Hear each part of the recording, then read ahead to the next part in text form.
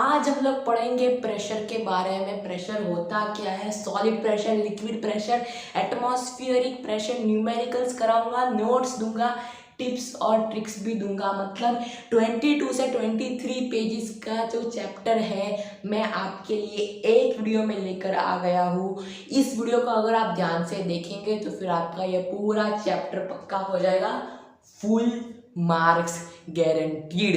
So without wasting any time, let's start our today's lecture, that is about pressure in one video. तो पहले तो आपको समझना पड़ेगा कि प्रेशर का कॉन्सेप्ट क्या है, प्रेशर का मतलब क्या होता है। मैं आपको समझाता हूँ।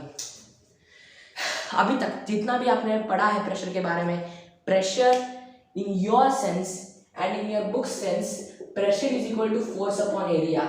यही होता है आपका pressure. P is equal to F upon A. आपने अभी तक यही पढ़ा है, P is equal to F upon A, और आपकी किताब में भी यही लिखा है ना। मगर ये गलत है।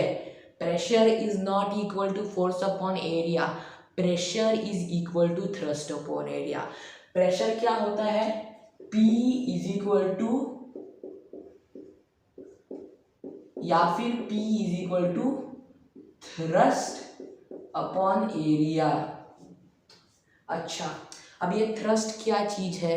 Thrust is nothing but the perpendicular force applied on an object. अब ये परपेंडिकुलर क्या है? परपेंडिकुलर मतलब 90 डिग्रीज।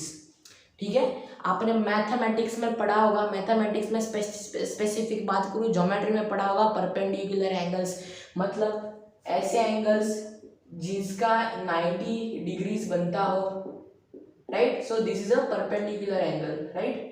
90 डिग्रीज बनता हो सिंपल भाषा में, वो परपेंडिकुलर एंगल, वो परपेंडिकुलर चीज। और परपेंडिकुलर फोर्स अपॉन एरिया को हम लोग प्रेशर कहते हैं।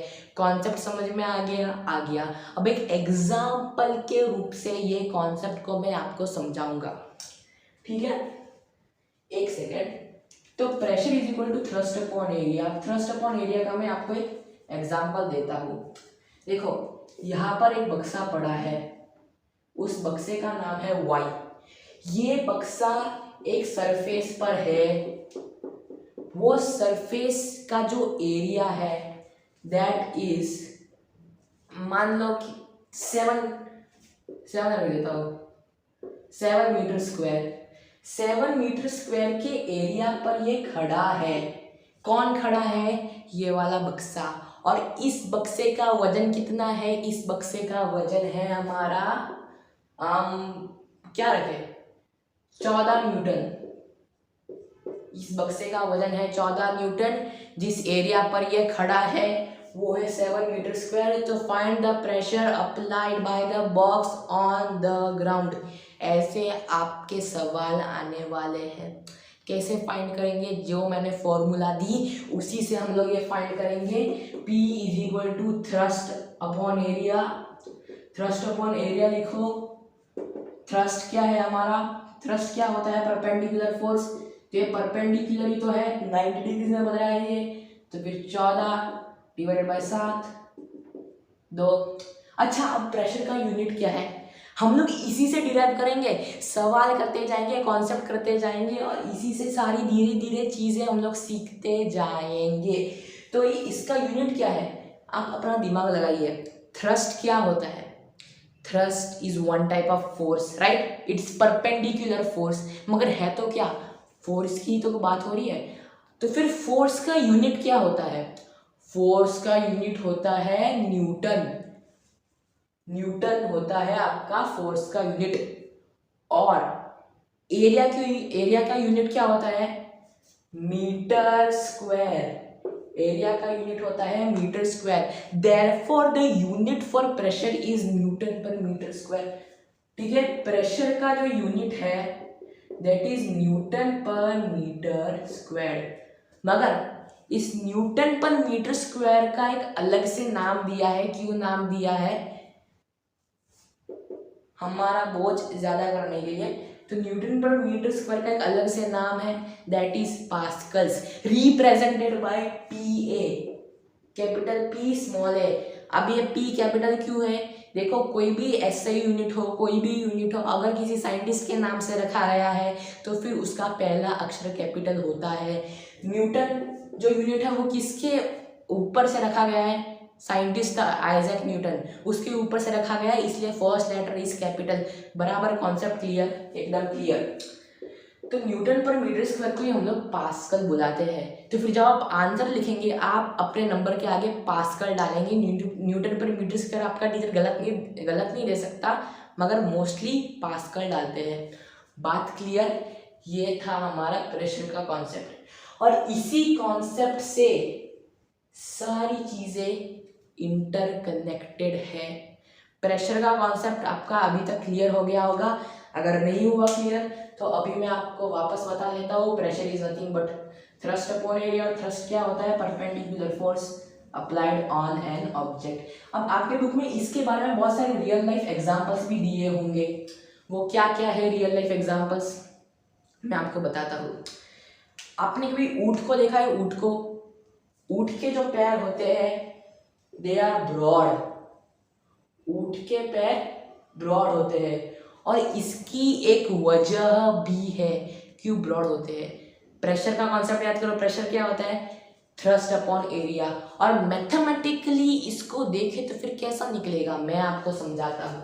देखो, ऊंट के पैर वाइड क्यों होते हैं, इसका आंसर हम लोग प्रेशर से निकाल सकते हैं। कैसे निकालेंगे, मैं आपको मैथमेटिकली कर दिखाता हूँ। तो फिर P is equal to perpendicular force upon area, मोटा मोटी फोर्स अपॉन एरिया लिख दो टू अवॉइड सम कॉम्प्लिकेशन, ठीक है। P is equal to F upon A. अब आप मैथमेटिकली देखो तो अगर A की वैल्यू ज्यादा होगी तो फिर P की वैल्यू कम होगी। क्यों होगी? Because P and A are inversely proportional. Simple सी बात है, कोई भी अगर ऐसा फ्रैक्शन हो उसमें अगर डिनोमिनेटर की वैल्यू ऊपर जाएगी तो इज इक्वल टू के बगल वाला जो न्यूमरेटर है उसकी वैल्यू नीचे जाएगी, और एरिया की अगर वैल्यू नीचे होगी तो प्रेशर की वैल्यू ऊपर होगी। बात क्लियर। अब और एक क्वेश्चन है, ये तो हो गई एरिया की बात। अब फोर्स की बात क्या होगी? अगर आप मैथ्स में अच्छे हो आपको ये कॉन्सेप्ट पहले से मालूम होगा, दैट इज अगर फोर्स की वैल्यू बढ़ेगी तो प्रेशर की वैल्यू भी बढ़ेगी। समझ आ गया?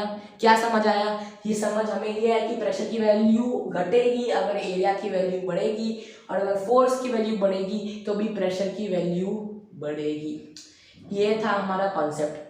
अब हम लोग हमारे ओरिजिनल सवाल पर आते हैं, that is about camels feet. क्या सवाल है, चलो देखते हैं। आपकी बुक में दिया है कि कैमल फीट कि कैमल के जो पैर होते हैं, ऊंट के जो पैर होते हैं वो ब्रॉड होते हैं। ब्रॉड क्यों होते हैं? सिंपल सा लॉजिक है। ऊंट कहाँ पर रहता है? रेगिस्तान में रहता है। रेगिस्तान किधर आया? राजस्थान में आया रेगिस्तान, मोस्टली इंडिया के, भारत के। तो इन लोगों के पैर ब्रॉड इसलिए होते हैं क्योंकि इनके बॉडी का वजन इक्वली डिस्ट्रीब्यूट हो जाए।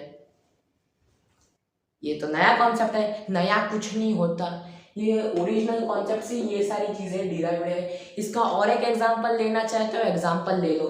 जो आप नेल लगाते हो, नेल समझते हो आप? नेल, खिल्ली, तो वो खिल्ली का जो एंड होता है वो एकदम पॉइंटेड होता है, that is pointed, and the reason for that being pointed is the same that of pressure.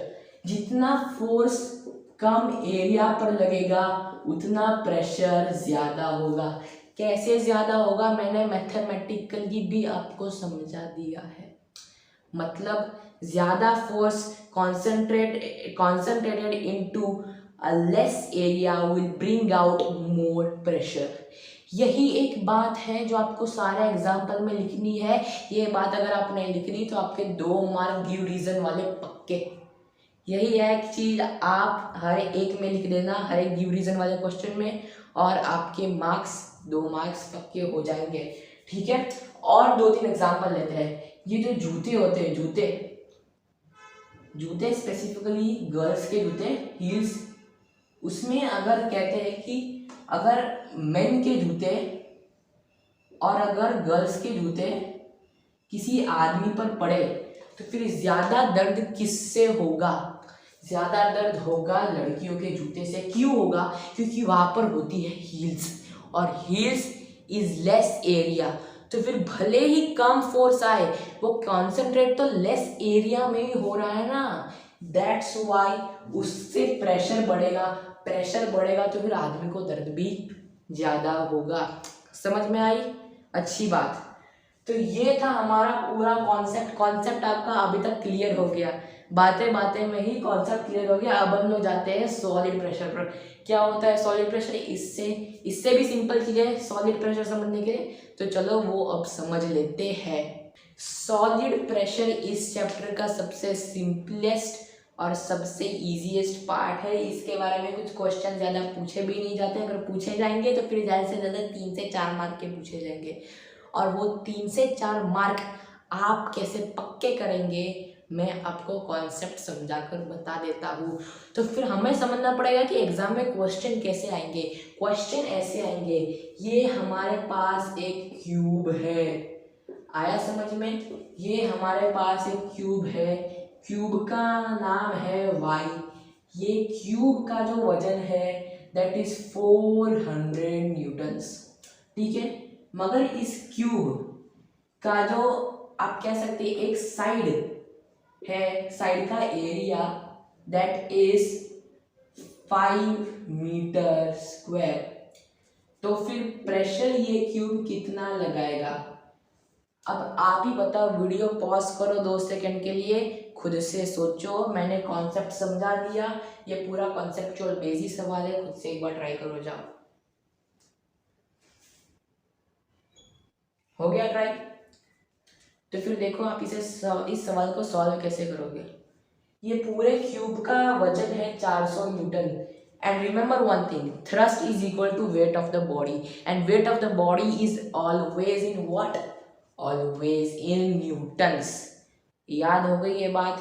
बहुत अच्छी बात। तो प्रेशर, उसका फोर्स कितना लग रहा है? उसका फोर्स लग रहा है 400, एरिया कितना है? 5। 80 पास्कल का फोर्स आया कि नहीं आया? आया। तो ये सॉलिड प्रेशर है, उसके अंदर ऐसे ही सवाल आएंगे आपको, इससे हाइपर लेवल, इससे ऊपर लेवल के सवाल आपके एग्जाम में आएंगे नहीं इसके सॉलिड प्रेशर के। बस आपको क्या करना है, आपके एग्जामिनेशन में ये सारी चीज़ें आपको सेंटेंसेस के रूप में लिखनी है। That is the area of the given cube is this the pressure applied on the cube is XYZ। ठीक है, आपको ऐसे लिखने के वहाँ पर मार्क्स मिलते हैं स्कूल के एग्जामिनेशन में, कॉम्पिटिटिव एग्जामिनेशन हो तो फिर अलग बात है। चलो सॉलिड प्रेशर तो इधर तक ही था, सॉलिड प्रेशर में कुछ ज़्यादा नहीं है।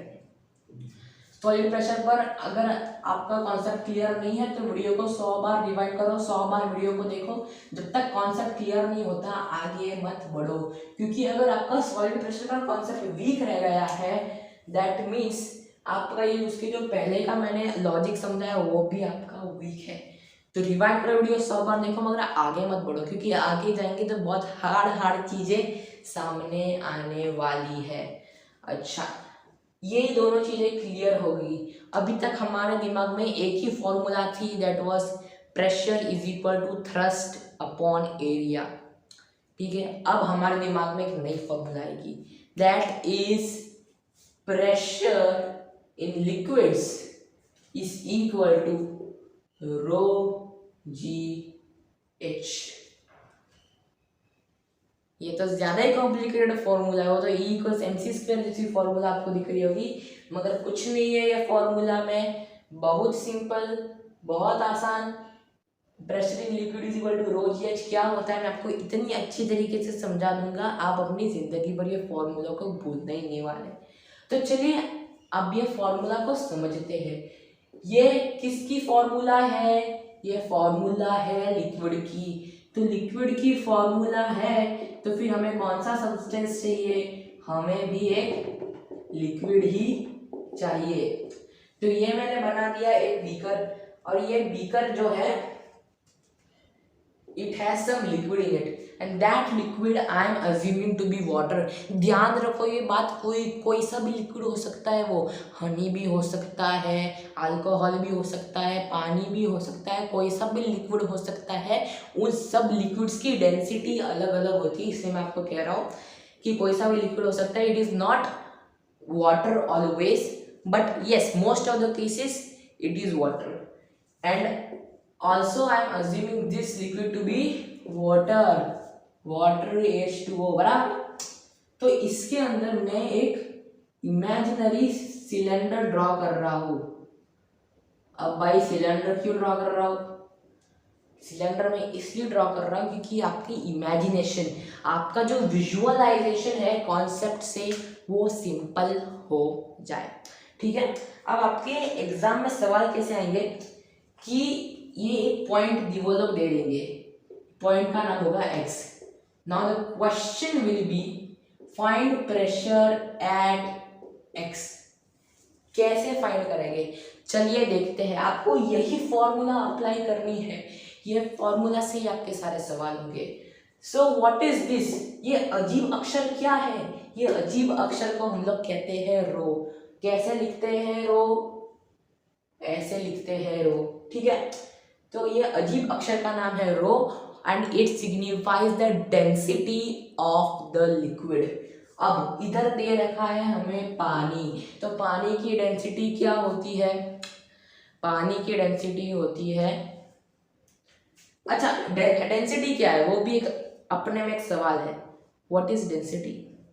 अगर आपको डेंसिटी नहीं पता तो फिर मैं आपको बता दूं, एक सेकेंड, पानी की मैं इधर लिख लूं। अच्छा, अगर आपको डेंसिटी नहीं पता मैं आपको बता दूं, density is nothing but mass upon volume. What is density? Density is nothing but mass upon volume. तो फिर इधर मैंने क्या लिखा, वाटर की density is equal to 1 gram per centimetre cube. अब डेंसिटी वंस अगेन दो यूनिट में निकाली जा सकती है, that is gram per centimetre cube and another one is kilogram per metre cube.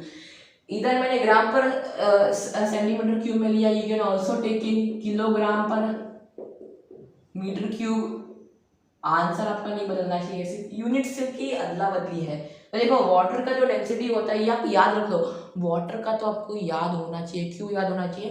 क्योंकि एग्जाम में आपको कभी वाटर की डेंसिटी वो लोग देंगे ही नहीं। ये तो ऑब्वियसली आपके दिमाग में वाटर की डेंसिटी छप जानी चाहिए, that is 1 gram per centimetre cube. 1 gram per centimetre cube भी राइट है, और 1000 किलोग्राम पर मीटर क्यूब भी राइट है। डेंसिटी का कॉन्सेप्ट क्लियर। चलते हैं दूसरे अक्षर पर, that is gravitational acceleration represented as small g. इसका क्या मतलब है? इसका मतलब प्रैक्टिकली आपको समझाऊंगा। अगर मैं इस मार्कर को इधर से छोड़ू, I am letting this marker free fall and I am neglecting the air resistance which will be acted upon this marker। अगर मैं इसको ऐसे छोड़ू तो फिर जिस एक्सेलरेशन से वो नीचे गिरेगा, वो धरती के तरफ गिरेगा, उससे हम लोग कहते हैं ग्रेविटेशनल एक्सेलरेशन। बात खत्म। ये होता है ग्रेविटेशनल एक्सेलरेशन। ये बॉल है मेरे पास स्माइली वाला, आपके पास भी होगा। ये बॉल जितने तेजी से, ये बॉल तेजी भी हम लोग नहीं बोल सकते इधर, ये बॉल जितने एक्सेलरेशन से जमीन की तरफ गिरेगा, that is nothing but a gravitational acceleration. और इस ग्रेविटेशनल एक्सेलरेशन की एक वैल्यू होती है and that value is 9.8 metres per second square. मगर कैलकुलेशन इजी बनाना है तो हम क्या लिखेंगे, 10 मीटर पर सेकेंड स्क्वायर। अच्छा, अब ये मीटर पर सेकेंड स्क्वायर कैसे आया? मीटर पर सेकेंड स्क्वायर ऐसा है कि वो एक्सेलरेशन क्या ही यूनिट है, metre per second square, and g is nothing but gravitational acceleration. Concept clear. H पर जाते हैं, सबसे इंपॉर्टेंट और सबसे आसान भी है। एच मतलब हाइट से एच हम लोग वैसे भी कोरिलेट कर ही सकते हैं। तो वो उस पॉइंट की कितनी हाइट से वो दूर है, वो ये इसकी वैल्यू तो आपको एग्जाम में दी होगी कि that point is 10, the height of that point is 10 metres, 20 metres from the vehicles, 30 metres from the beakers. ये हाइट आपको एग्जाम में दी होगी, इसके बारे में कुछ चिंता करने की जरूरत है ही नहीं। चिंता आपको किसकी करनी है, रो और जी की करनी है चिंता। And rho which is the density, g is gravitational acceleration, h is for height. So that is our liquid pressure. Liquid pressure मैंने अभी आपको समझा दिया है। ये सबके न्यूमेरिकल्स में आपको एक साथ कराने वाला हूँ, चिंता मत करो। प्रैक्टिस भी मैं आपको बहुत कराऊंगा, कॉन्सेप्ट भी एकदम A1 तरीके से समझा दूंगा। Okay, so this is all about liquid pressure. Liquid pressure में आपको सवाल कैसे हैं वो भी मैं आपको बता देता हूँ एज टिप्स एंड ट्रिक्स। सवाल आपको यही आएंगे, ये चार चीजें हैं, चार चीजें, तीन नहीं है, चार चीजें हैं। प्रेशर, रो, जी, एच, ये चार चीजों में से तीन चीजों की वैल्यू दी होगी, एक चीज की वैल्यू नहीं दी होगी। वो एक चीज की वैल्यू फाइंड करनी है, जैसे हम लोग पहले करते आ रहे हैं। कुछ इसमें आपको ज्यादा मुश्किल वाला काम नहीं करना, तीन चीजों की वैल्यू ऑलरेडी होगी। आपको एक ऑब्जेक्ट को इधर से उधर ले जाना है, उधर से उधर ले जाना है, और आपको ऑटोमेटिक इसकी वैल्यू मिल जाएगी आपके अननोन चीज की। ये कॉन्सेप्ट क्लियर? क्लियर। अब आते हैं हम लोग एटमॉस्फेरिक प्रेशर। अब ये एटमॉस्फेरिक प्रेशर होता क्या है, आप उसके शब्द से ही समझ जाओ कि एटमॉस्फेरिक प्रेशर क्या होगा। ये एटमॉस्फेयर क्या होता है रे? एटमॉस्फेयर क्या होता है? मैंने आपको एक सवाल पूछा, जवाब दिया आपने, मुझे सुनाई नहीं दिया। कुछ नहीं, मैं देता हूँ। ये एटमॉस्फेरिक प्रेशर होता है, ये धरती है हमारी, धरती के अगल बगल एक ब्लैंकेट है एटमॉस्फेयर कर कर, ठीक है। धरती के अगल बगल एक ब्लैंकेट ऑफ एयर है कॉल्ड एज एटमॉस्फेयर। आपने ज्योग्राफी में पढ़ा होगा, नहीं पढ़ा तो फिर कुछ नहीं, मैं भी उसके बारे में एक वीडियो बना ही दूंगा आगे जाकर। तो atmosphere is nothing but blanket of air surrounding the earth. तो एटमॉस्फेरिक प्रेशर क्या होता है? एटमॉस्फेयर जो प्रेशर हमारी आजू बाजू की हवा हम पर डालती है उसे हम लोग कहते हैं एटमॉस्फेरिक प्रेशर। बात क्लियर? क्लियर। तो ये हमारा शरीर है, ये है मानव शरीर, ठीक है। तो एयर हर एक जगह से हम पर प्रेशर अप्लाई करती है, हम पर लगाते रहते, फोर्स लगाते रहते। और आप मानोगे नहीं कि एयर हम पर इतना प्रेशर लगाते हैं कि अगर हम इसको कैंसल आउट ना करें ये प्रेशर को, तो हम लोग मर जाएंगे। पर अभी तो हम लोग जिंदा है। कैसे जिंदा है?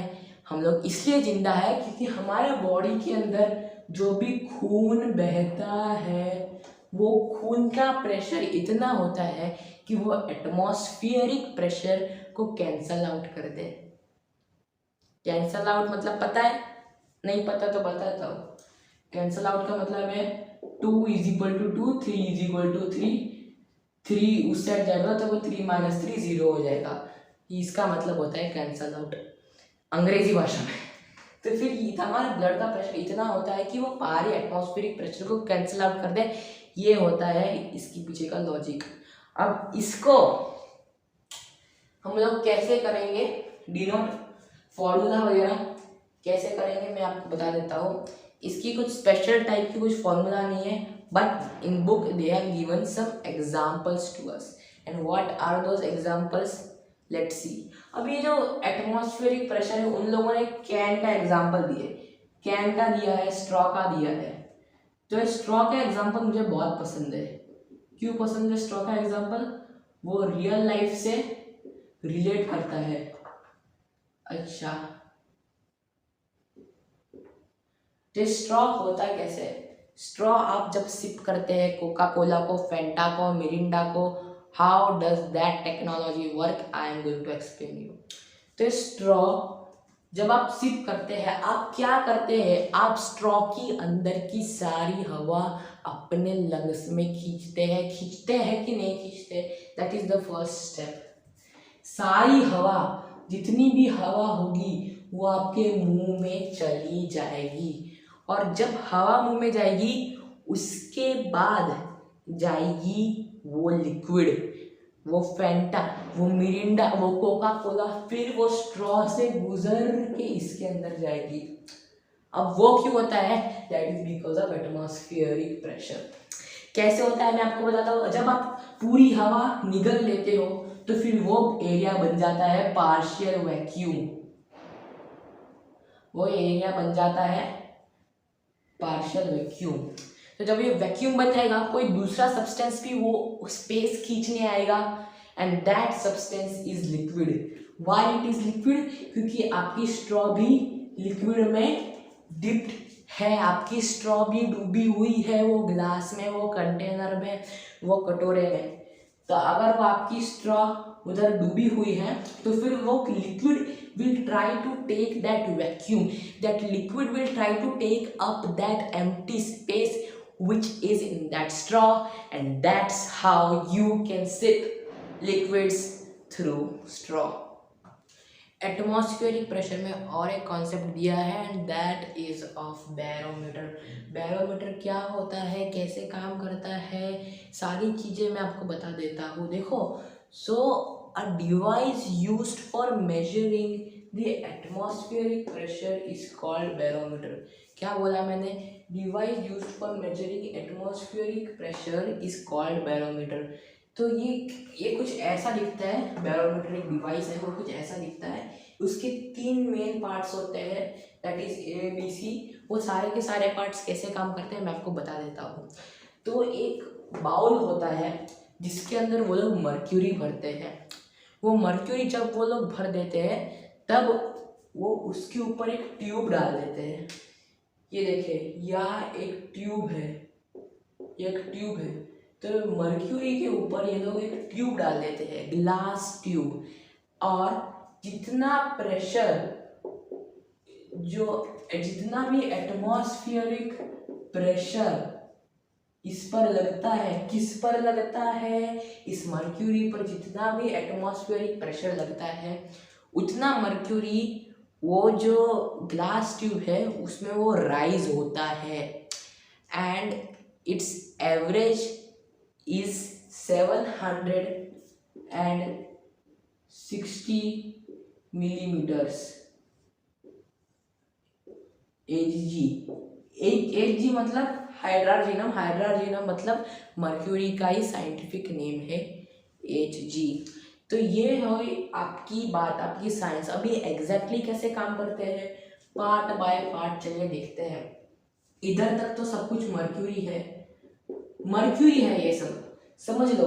और मर्क्यूरी ही क्यों लिया गया है, मैं पानी क्यों नहीं ले रहा? इसके भी बहुत सारे रीज़न है। चलिए उनमें से कुछ के बारे में जानते हैं। तो मर्क्यूरी इसलिए लिया गया है क्योंकि मर्क्यूरी को हम लोग आर पार देख सकते हैं। हमारी जो आँखें हैं वो मर्क्यूरी को आर पार देख सकती है। अगर हम मर्क्यूरी की जगह पानी लेते तो फिर क्या होता? हम इसको आर पार देख नहीं पाते। पानी को क्यों नहीं देख पाते? Because water is transparent while mercury can be clearly seen. ये हो गया। फिर दूसरा, मर्क्यूरी की जो इवेपोरेशन रेट है that is lower when compare to that of water. So these are the demerits of using water instead of mercury. अब आपको पता चल गया होगा हम लोग मर्क्यूरी क्यों यूज़ करते हैं। अब हम वापस आते हैं हमारे सिस्टम पर। तो देखो, मैंने आपको कॉन्सेप्ट समझाया था कि किसी भी डायरेक्शन से एटमॉस्फेयर, हवा हम पर प्रेशर, हम पर दबाव बनाती रहती है। तो जब हवा इस पर दबाव बनाएगी, इस पर किस पर? मर्क्यूरी पर दबाव बनाएगी, तो फिर मर्क्यूरी वहाँ से उठेगा जैसा स्ट्रॉ में उठा था। तो मर्क्यूरी अगर बाउल से उठेगा तो फिर किधर जाएगा? इस पाइप में जाएगा, इस ग्लास ट्यूब में जाएगा। तो फिर जितना ऊंचा ये मर्क्यूरी जाएगा उतना ऊंचा will be the atmospheric pressure. The higher the height of the mercury in the column, the higher the atmospheric pressure applied on the mercury. कैसे समझाता हूँ? ये जो C पॉइंट है दैट इज वैक्यूम। अच्छा, अब ये वैक्यूम क्यों है? क्योंकि इधर कुछ हवा नहीं है, और इसको वो लोग स्पेशली ग्लास ट्यूब को वो लोग अच्छे से उस सारे एयर बबल्स निकाल देते हैं और फिर मर्क्यूरी में डालते हैं। अब वो ऐसा क्यों करते हैं? वो ऐसा इसलिए करते हैं because they do not want any incorrect measurement, they do not want even the simplest of error in their measurement। तो जो बी वाला पार्ट है that is the maximum height of the mercury. तो फिर जितनी ज़्यादा हाइट होगी, आपको कॉन्सेप्ट क्या याद रखना है, उतना ज़्यादा एटमॉस्फेरिक प्रेशर, क्योंकि जितना ज़्यादा दबाव बनेगा उतना ही ज़्यादा तो उधर से उठेगा। This is just like hydraulic pressure. अगर आपको पता हो हाइड्रोलिक जैक कर एक चीज आती है जिसमें वो लोग क्या करते हैं, सिंपल सी चीज है, इधर अगर मैं एक बीकर रख देता हूँ इधर एक, और उस पर मैं एक पिस्टन से फोर्स डाल रहा हूँ और इस बीकर की पाइप दूसरे बीकर से अटैच है, तो अगर मैं इस पर फोर्स डालूंगा पानी उधर से बाहर आएगा, इस पर फोर्स डालते हैं पानी इधर से बाहर आता है। Likewise, in this case, if pressure is applied on the mercury which is in the bowl, then it will rise up in the mercury tube which is inside a glass, and the level at which it rises will be the maximum height, where I have denoted this as B, but it will also leave some space, and that space will be the vacuum. And the remaining vacuum, when you subtract the total of the mercury minus the remaining vacuum, you can actually get the amount or the maximum height of the mercury which rose due to the atmospheric pressure। तो ये था barometer का concept, बहुत simple concept है, मैंने आपको बहुत सारी बार समझा दिया, ठीक है। तब एटमॉस्फेरिक प्रेशर का भी पूरा कॉन्सेप्ट क्लियर हुआ। अब आते हैं सबसे खतरनाक चीज पर, न्यूमेरिकल्स। ये सब तो चलो कॉन्सेप्ट की बातें हैं, ये तो इतिहास जैसा लग रहा था, जितनी चीजें बोली उतनी चीजें हमारे दिमाग ने याद रखी, कॉन्सेप्ट आया नहीं आया दूसरी बात, ये कॉन्सेप्ट को अप्लाई करेंगे हम लोग न्यूमेरिकल्स में। तो पहले तो मैं आपको एक सिंपल वाला न्यूमेरिकल दूंगा which will be based on the solid pressure, okay. एकदम सिंपल वाला न्यूमेरिकल दूंगा मैं आपको, सॉलिड प्रेशर। धीरे धीरे हम सिंपल से चालू करेंगे, सिंपल से हार्ड पर पहुंचेंगे। तो पहला क्वेश्चन, पहला न्यूमेरिकल क्या दूँ, चलो ठीक है सिंपल सा देता हूँ, सिंपल आपको करना है, बहुत सिंपल। चलो pressure is equal to 30 pascals, area is equal to 6 metre square, find the thrust applied. कैसे निकालेंगे, एक ही फॉर्मूला है हमारी, ये पूरी, अच्छा सॉलिड प्रेशर में एक ही फॉर्मूला है हमारी, that is P is equal to T upon A और P is equal to perpendicular force upon area. तो कैसे निकालेंगे, P is equal to perpendicular force upon area. P की वैल्यू है 30, A की वैल्यू है 6, T नहीं दिया तो फिर 6। देखो अब क्या होगा, उधर से 30 इंटू 6 होगा, T बन जाएगा 6 3 18, 180 newton is equal to the thrust applied और द फोर्स अप्लाइड, ठीक है। ये कैसे हुआ, अगर आपको वापस चेक करना है, आपको कुछ नहीं करना, 180 डिवाइड बाय 6 करना है, 6 3 80, 30 आएगा आपका प्रेशर। हो गया आंसर राइट, एक बार में आंसर राइट हुआ कि नहीं हुआ, हो गया। ये तो बहुत सिंपल सवाल था, ऐसे सवाल अगर आपके सर पूछे तो फिर समझ लो कि आपके सर चाहते हैं कि आपको आसानी के मार्क्स मिल जाए, ऐसे सवाल में तो आपको गलती करनी नहीं है, सिंपल सा सवाल है। अब आते हैं हम लोग थोड़े हार्ड वाले सवाल पर, और वो हार्ड वाला सवाल मैं किस पर बेस दूंगा, अब आते हैं लिक्विड प्रेशर पर, सबसे खतरनाक वाला कॉन्सेप्ट, ठीक है। A particle x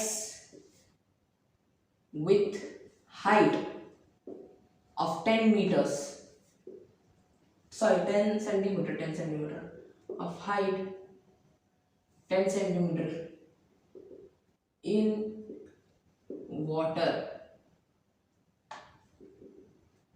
is present and you have to find pressure, it's pressure. Grammar अच्छी नहीं है, ग्रामर पर बाद में ध्यान देना। देखो, a particle X with height of 10 centimetre in water is present and you have to find its pressure. कैसे फाइंड करेंगे? एक ही फॉर्मूला दी है मैंने, that for liquid pressure and that is pressure in liquid is equal to rho g h. Video अभी pause करो, खुद से ये सवाल ट्राई करो, नहीं हो रहा है तभी वीडियो को रिज्यूम करो पॉज। हो गया? ट्राई कर दिया सवाल को? नहीं आया? मैं आपको समझा देता हूँ अच्छी तरीके से। देखो, यही हमारे पास एक फॉर्मूला है, ये फॉर्मूला को ही हमको अप्लाई करना है। कैसे अप्लाई करना है मैं आपको समझाता हूँ। अ particle X with height of 10 centimetre, height कितनी दे रखी है? हाइट हमें 10 सेंटीमीटर दे रखी है इन वाटर। ये बहुत बड़ा हिंट है, इन वाटर, पानी में है। पानी का मतलब H2O। तो ये ऐसा मतलब नहीं पूछा पानी का मतलब क्या है। पानी का मतलब इधर हमें समझना है 10 ग्राम पर सेंटीमीटर क्यूब। क्यों? क्योंकि हमें रो भी चाहिए। रो क्या होता है? Rho is the density of the liquid in which the point is present. बात क्लियर? तो हमें क्या इधर लिखना है? 10 इंटू जी इंटू ये कितना है? 10 सेंटीमीटर। अब इधर जी की वैल्यू क्या है? मैंने आपको पहले ही बताया था, वापस और एक बार बता रहा हूँ। कोई भी एक्सेलरेशन से अगर चीज गिरती है that is called g, and g की वैल्यू होती है 9.81 समथिंग, मगर कैलकुलेशन इजी बनाने के लिए हम लोग वो देते हैं x10। So we will apply 10 into 10 into 10, that will give you 10⁻³ या फिर 1000 पास्कल। ठीक है, आपको ऐसे सॉल्व करना है सम। ये वाले सम जो था it was purely based on formula. ये पूरा फॉर्मूला के बेस पर ही था क्वेश्चन। कुछ इसमें आपको अपना दिमाग यूज नहीं करना था। इसमें सिर्फ वाटर वाली चीज हार्ड थी, बाकी इसमें कुछ हार्ड नहीं था इस क्वेश्चन में। और आपके एग्जाम में भी मैं आपको कहता हूँ कि ऐसे ही क्वेश्चन आएंगे। प्रेशर चैप्टर पर आप एक चीज समझ जाओ, प्रेशर चैप्टर इज 70% थियोरी। ये सही बात है, क्योंकि ये चैप्टर में आपको मोस्ट प्रोबेबली गिव रीजन आएंगे। लिक्विड प्रेशर जो मैंने आपको बैरोमीटर एक्सप्लेन किया वो तो पक्का आएगा ही आएगा आपके एग्जामिनेशन में, आपके टेस्ट में। तो ये चैप्टर के जितने भी न्यूमेरिकल्स है, most of the numericals will be based on this. और अगर टीचर ज्यादा होशियार निकला, ज्यादा अकड़ू वाला निकला, तो फिर वो क्या करेगा, that will also include the total pressure in liquid. अच्छा, टोटल प्रेशर क्या होता है? ये कॉन्सेप्ट तो मैं आपको बताना ही भूल गया। Total pressure in liquid is nothing but P0 plus rho g H. अब ये P0 क्या होता है? P0 is the atmospheric pressure. आगे बात समझ में? इतनी बात है। TPL शॉर्ट फॉर्म में, total pressure in liquid is equal to P0 plus rho g h. इतनी बात होती है भाई, P0 is the atmospheric pressure, rho g h की तो सारी चीज आपको मालूम है। हो गया बात क्लियर? अच्छा, मुझे वो P0 वाला याद आया, नहीं तो मुझे वो याद ही नहीं था। कुछ नहीं है, कॉन्सेप्ट क्लियर होना चाहिए। कॉन्सेप्ट क्लियर होगा तो फिर एग्जाम में भी फुल मार्क्स आएंगे, टेस्ट में भी फुल मार्क्स आएंगे। कॉन्सेप्ट क्लियर नहीं होगा, रट्टा मारोगे तो कुछ नहीं होगा। तो क्वेश्चन, अब दूसरा क्वेश्चन लाते हैं। लिक्विड प्रेशर से ही मैं क्वेश्चन बना रहा हूँ, और एक क्वेश्चन बनाता हूँ। अच्छा चलो, total pressure in liquid is equal to 80 pascal लिख देता हूँ मैं। Atmospheric pressure is equal to 50, उसमें जो GL liquid water height is equal to question mark. अच्छा, और एक प्रश्न इधर पूछ लिया है हमको, and that question is total pressure in a liquid is 80 pascals, atmospheric pressure is 50 pascals, liquid in which the point is immersed is water, find the height. अभी मैंने आपको फॉर्मूला बताया, अगर आपको ध्यान हो तो फिर ये क्वेश्चन भी इजी है, कैसे सॉल्व करते हैं वापस आपको बताता हूँ। Total pressure in a liquid कितने बजे रात के? अच्छा, 1:30 बजे। Total pressure in a liquid is equal to rho g h plus P0। ठीक है, ऐसे नहीं लिखते पी नॉट, ऐसे लिखते हैं P naught. Total pressure liquid is equal to ρ plus P naught. इधर टोटल प्रेशर की वैल्यू दे रखी है, दैट इज 80 लिख देंगे हम लोग, 80 का 80 रो क्या है, rho is the density of the liquid and our liquid is water. अच्छा, ऐसे कोई लिख कर नहीं देगा कि the density of liquid the density of water is 10 gram per centimetre cube. वो आपको खुद से करना पड़ेगा, वो आपको खुद से एज्यूम करना पड़ेगा। और मैंने अब एक गलती की, ऐसा 10 ग्राम पर सेंटीमीटर क्यूब मैंने नहीं बोला, मैंने 10 ग्राम पर मीटर क्यूब बोला शायद। तो कुछ नहीं, आप इतनी चीज याद रखो, वाटर की density 10 gram per centimetre cube, ठीक है। तो ये रो की वैल्यू ये है, जी की वैल्यू ये है, एच की वैल्यू नहीं दे रखी, पी नॉट की वैल्यू क्या दी इन लोगों ने 50। तो 80 is equal to 100 h plus 50, इधर गया तो कितना होगा 30 होगा। एक सेकंड रुको, गलती होगी। 80 is equal to 100 h plus 50। अच्छा, तो 50 माइनस आएगा तो फिर 30 आएगा। 30 इज इक्वल टू 100 एच, 0 पहले से cut, 0.3 centimetre is the height. आ गया आपका आंसर। कैसे आया मैं एक एक स्टेप आपको वापस समझाता हूँ।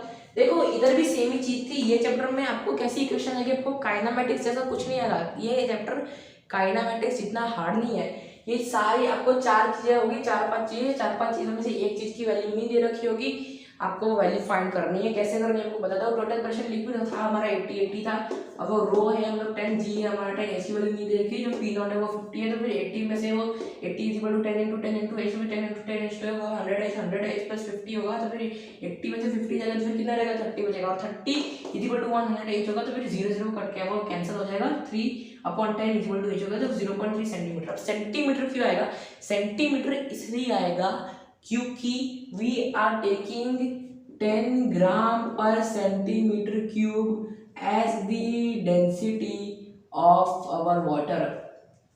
अगर आप मीटर क्यूब में ले रहे हो तो फिर आपको ऐसे कन्वर्जन्स करने पड़ेंगे, क्योंकि वाटर की density metre cube will be 1000 kilogram per metre cube.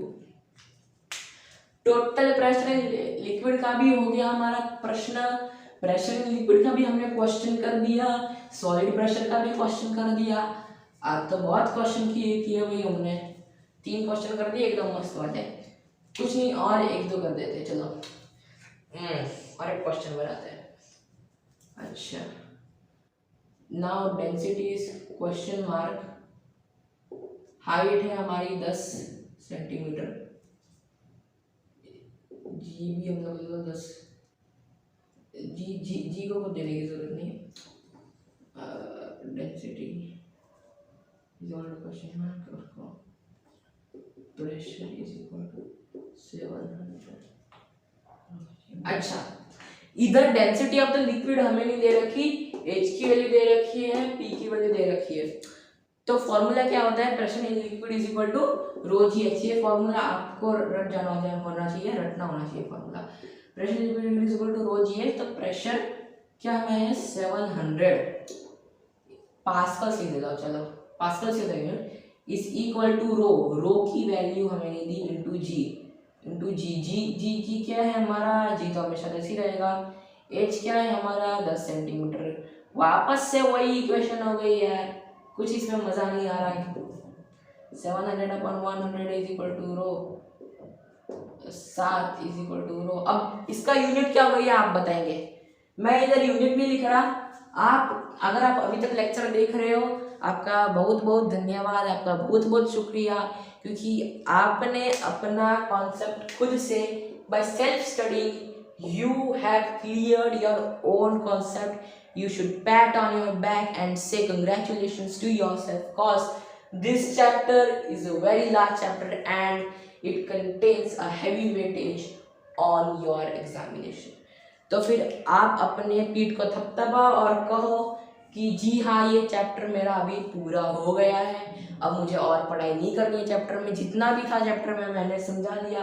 बाकी जितनी भी छोटी छोटी चीज़ें जो मेरे से छूट गई होगी गलती से, वो सारी की सारी मैं आपको नोट्स में दे दूंगा। बाकी ये सारी चीज़ें कवर हो गई। अब आपका काम क्या है, आपका काम ये है कि रुको मैं क्वेश्चन दे ही देता हूँ आपको, बहुत सिंपल सा क्वेश्चन मैं दूंगा, आपको आंसर उसका कमेंट में देना है मुझे, ठीक है। बहुत सिंपल वाला क्वेश्चन दूंगा आपको। तो सॉइल प्रेशर का एक क्वेश्चन देते हैं, ठीक है। हाँ, सॉइल प्रेशर का एक क्वेश्चन देता हूँ। Wait of the body is 80 Newton's, area of the body is not given, but the pressure applied by the body is 500 pascals. So find the area of the body. तो फिर आपको क्या करना है, आप कैसे करोगे सब, आपको क्या करना है, अब मैं नहीं बताने वाला, अब आपको ये खुद से करना। और आप ये क्वेश्चन ध्यान से पढ़े। इधर मैंने वेट पूछा है, वेट मैंने दिया है, I have not given the perpendicular force, I have not given the thrust, instead I have given the weight. आप कैसे करेंगे सॉल्व, ये क्वेश्चन बहुत आपको इजी लगता होगा मगर इतना इजी ये क्वेश्चन नहीं है, पॉइंट्स में भी आंसर आ सकता है। This question is really the ट्रिकीएस्ट question you have ever solved in pressure. तो आप चाहे स्क्रीनशॉट ले लें या फिर अभी रिज्यूम कर 3 मिनट में क्वेश्चन सॉल्व कर मुझे दिखा दीजिए, आज का आंसर कमेंट में लिख दीजिए। अगर आंसर बराबर होगा तो फिर मैं उस कमेंट को खुद लाइक दूंगा, ठीक है। जो ये हो गया हमारा क्वेश्चन। अब बात होते हैं नोट्स। अब नोट्स का से आपको मिलेगी डिस्क्रिप्शन में, मैंने एक लिंक दिया होगा एक वेबसाइट का, आप उस वेबसाइट पर जाना, वहाँ पर पूरी नोट्स आपके लिए बनी हुई है। तो उस नोट्स में से भी आपको जो टॉपिक नहीं समझ आ रहा या फिर जो टॉपिक आपको बहुत इम्पॉर्टेंट लग रहा है या फिर वो टॉपिक जो आपको लग रहा है कि हाँ ये टॉपिक मुझे सीखना चाहिए, आप वो टॉपिक अपने फिजिक्स के कॉपी में, अपने फिजिक्स के नोटबुक में लिख डालो, वो आपके लिए बेनिफिशियल होगा।